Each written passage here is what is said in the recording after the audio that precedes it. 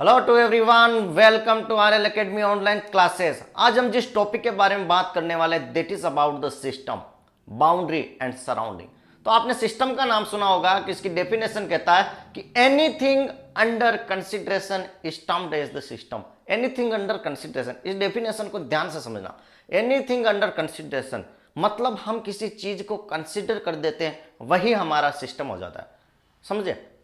मैं इसको एक एग्जांपल से समझाता हूं कि फॉर एग्जांपल ये मेरे पास एक आर्टिफिशियल होम है। ठीक है, ये मेरे पास एक आर्टिफिशियल होम है। तो मैंने माना, अगर मैंने मान लिया कि ये मेरा सिस्टम है, अगर मैं मान लेता हूं कि ये मेरा सिस्टम है, तो इसकी जो वॉल होगी ना, दैट इज द बाउंड्री। मैं इसको कंसीडर करता हूं। फॉर एग्जाम्पल मैंने इस होम को, इस घर को कंसीडर किया, तो ये मेरे लिए क्या हो गया कि सिस्टम, और जो इसकी वॉल है, ये जो इसकी वॉल है दैट इज द बाउंड्री। और इसके चारों ओर जितनी भी चीजें होगी, इस मकान के, इस आर्टिफिशियल होम के चारों ओर जितनी भी चीजें होगी दैट इज द सराउंडिंग। समझे? तो ये जो है दैट इज द बाउंड्री। जो सिस्टम क्या हो गया मेरा, ये हो गया होम। होम की ये जो वॉल है ये हो गई इसकी बाउंड्री। ठीक है, तो बाउंड्री क्या करती है, सिस्टम को और सराउंडिंग को सेपरेट करती है। मैं खड़ा हूं, मैं इस होम के लिए सराउंडिंग हो गया। ठीक है, आसपास जितने भी रूम में पीछे वाला जो फर्नीचर है सारे इसके लिए क्या हो गए, दैट इज द सराउंडिंग।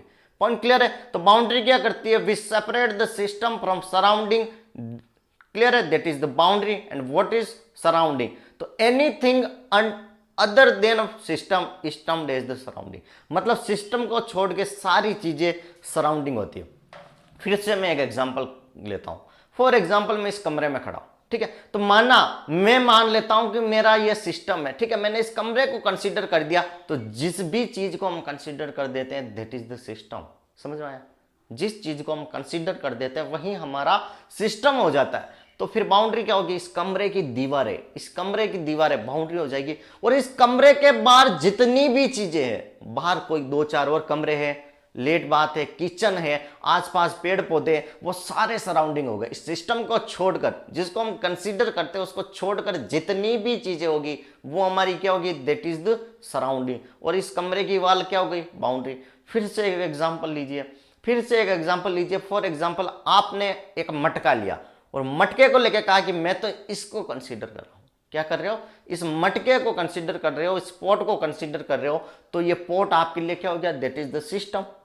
ठीक है, और इस मटके के आसपास बहुत सारी चीजें पड़ी है। ठीक है, कहीं किताब पड़ी है, कहीं मेज बॉक्स पड़ा है, कहीं किचन है, कहीं आप खड़े हो, आसपास चार पांच लोग और खड़े।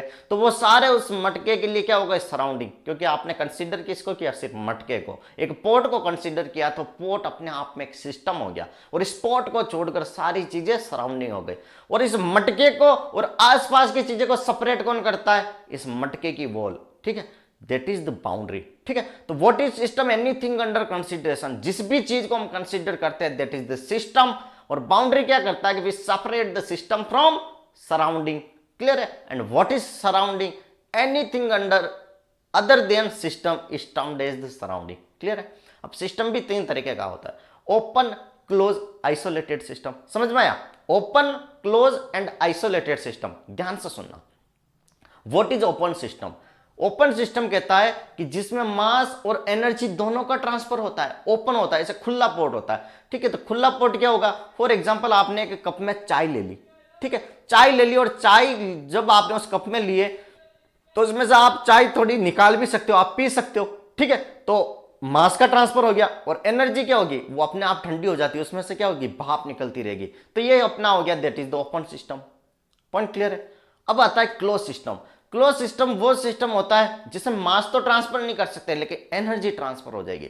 वही गर्म चाय को अगर मैं प्लास्टिक की बोतल में भर देता हूं, समझना, उसी गर्म चाय को अगर मैंने प्लास्टिक की बोतल में भर दिया तो चाय फिक्स रहेगी क्योंकि मैंने उस पर ढक्कन लगा दिया। लेकिन चाय ठंडी तो होगी क्योंकि प्लास्टिक की बॉल से धीरे धीरे एनर्जी का ट्रांसफर होगा। ठीक है, that is the close system, जिसमें मास का ट्रांसफर नहीं हो लेकिन एनर्जी का ट्रांसफर हो। ध्यान से सुनते रहना।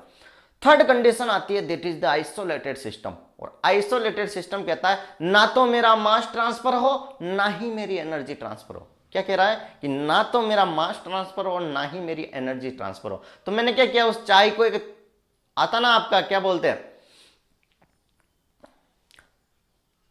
थर्मोफ्लास्क होता है। तो थर्मोफ्लास्क में अगर आपने उस चाय को रख दिया तो वो चाय एज इट इज गर्म रहती है। ठीक है, तो वो चाय गर्म रहेगी और ना उसमें से मास ट्रांसफर होगा, ना उसमें से एनर्जी ट्रांसफर होगी। आपने देखा होगा कि कई बार चाय को आप उस फ्लास्क में रख देते हो, ठीक है, ताकि उसमें से कोई भी वो चाय ठंडी ना हो। क्लियर है? तो उसमें ना तो मास का ट्रांसफर होता, ना ही एनर्जी का ट्रांसफर होता। तो आई थिंक आपको ओपन, क्लोज और आइसोलेटेड तीनों सिस्टम के कंसेप्ट भी क्लियर हो गए होंगे। कई बार यहां से क्वेश्चन पूछा जाता है कि what is system, what is boundary, what is surrounding, what is open system, close system, isolated system. तो थर्मोडायनेमिक्स का भी काफी इंपॉर्टेंट टॉपिक है, यहां से कई बार मोस्टली क्वेश्चन पूछे गए हैं। आपको एक दे दिया जाएगा कि एक ओपन बकेट पड़ी है, ये कौन सा सिस्टम है, ओपन, क्लोज, आइसोलेटेड। तो इजीली आप इसको अप्लाई कर सकते हो कि what is open system, what is close system. आपको आई थिंक अंडरस्टैंडिंग हो गई है बेसिक फंडा की। Thank you so much. Channel को लाइक, शेयर, सब्सक्राइब जरूर करें। और अगर आपको कुछ भी टॉपिक समझ में नहीं आ रहा है तो कमेंट बॉक्स में जरूर लिख दे, ताकि मैं कोशिश करूंगा कि विद इन 1 to 2 days आपके वो टॉपिक पढ़ा दूं, उसके कंसेप्ट क्लियर कर लूं। Thank you so much.